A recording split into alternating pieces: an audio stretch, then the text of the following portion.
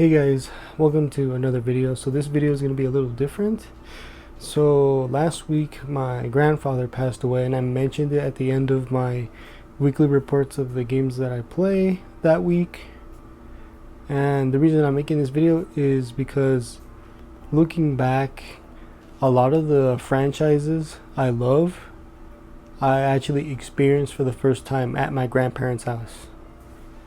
So both of my parents worked while I was growing up, so there wasn't anybody in our immediate household to really take care of us. So at first I was, babysat by aunts and uncles from my dad's side, but they eventually moved to different states. So when that happened, I was still very young, and my parents decided to send me and my siblings over to our grandparents.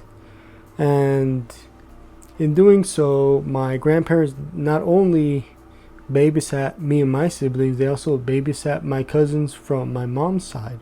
And most of my cousins from my mom's side are boys. So I loved video games. I had video games. And then my cousins also had video games, but I only had a Nintendo 64 and a PlayStation 1. And I did eventually end up getting a GameCube.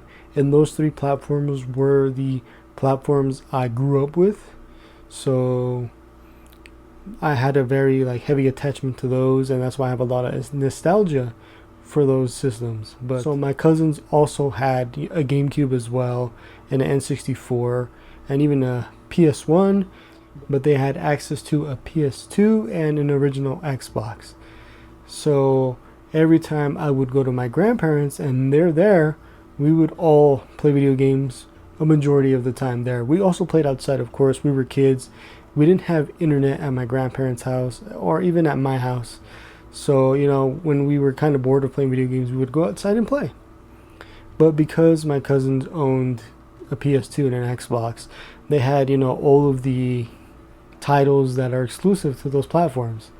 So, for instance, here, because of me being babysat by my grandparents, I got to experience both of these games right here, Halo 1 and Halo 2.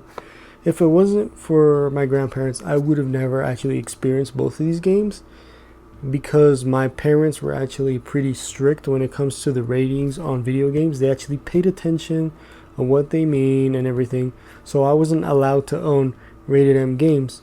There were only 2 games that I can remember that actually slipped through the cracks because my dad bought the PS1 secondhand, as well as the N64, and he bought all of the games that came with it. And 2 games I remember that were rated M that I own was the Siphon Filter game as well as Perfect Dark. That was the only rated M games I owned. When I was at my grandparents, I got to experience both of these games when I was really young. And Halo isn't as violent as Grand Theft Auto, because I also experienced Grand Theft Auto, Vice City and San Andreas at my grandparents' house. And I remember when the whole hot coffee thing was happening, and a lot of my friends from school had their San Andreas game confiscated from their parents, but for my cousins that actually never happened. So we actually got to keep playing San Andreas when it was officially banned, which was very crazy. I know, playing those types of games as a kid, it's not appropriate, but we understood that it's just a video game. And when my parents eventually let me have rated M games, they sat me down and told me, this is just a video game, right? You can't do what you do in video games in real life. And I was like, of course. It's an escape. It's just to entertain myself. It's not something to be taking literal and serious, So I got to experience that, and Vice City and San Andreas. And I also got introduced to the next generation at my grandparents when my cousins ended up getting the Modern Warfare 2 Xbox 360 Special Edition. And so yeah, I got to experience this game here during I think it was the holiday of 2009 when the game came out. And I was completely blown away by the graphics of Modern Warfare 2, on what video games can become graphically. So I was blown away, and that's one of the reasons why I wanted a 360, because of this game. And then the following year I ended up getting a 360. But yeah, I experienced this at my grandparents during Christmas that year. And I also experienced Gears of War at my grandparents too. So, I've heard of the game in passing, but, I didn't own a 360 until 2010. So anything video games related, I played at my cousin's house and at my grandparents' house. My grandfather, he actually was retired already when we were growing up.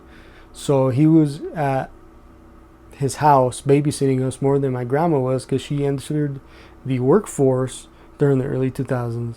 So my grandfather fed us, took care of us, took us to places we wanted to go, or had us tag along when he goes to stores. And I have a lot of great memories of my grandfather, because I know, like, I'm lucky, and my siblings and my cousins are lucky, because not everybody gets to grow up around their grandparents. And I was fortunate enough that I did. So every time I visited my grandfather, and all the cousins too, he would do a handshake with us. And it's hard to believe that I'm never going to do that handshake with him anymore.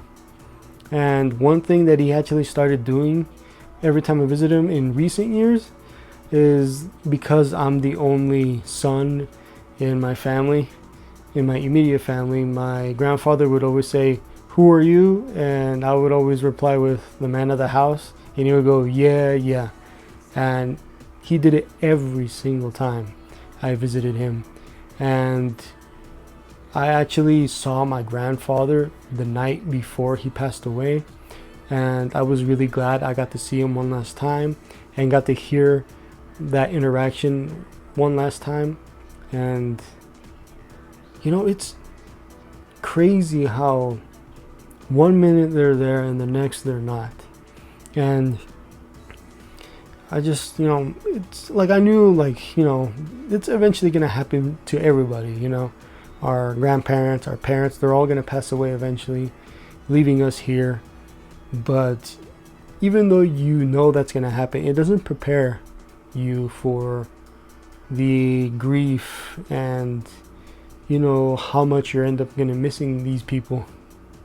And I've already processed all my feelings. I haven't gone to his service yet, because his service hasn't happened, because it's been crazy. But yeah, I wanted to come here and kind of share you my background in video games a little bit, and how video games are tied to my grandfather.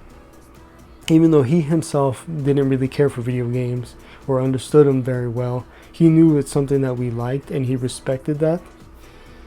So, I'm glad that I grew up with my grandfather, and I'm gonna miss him dearly.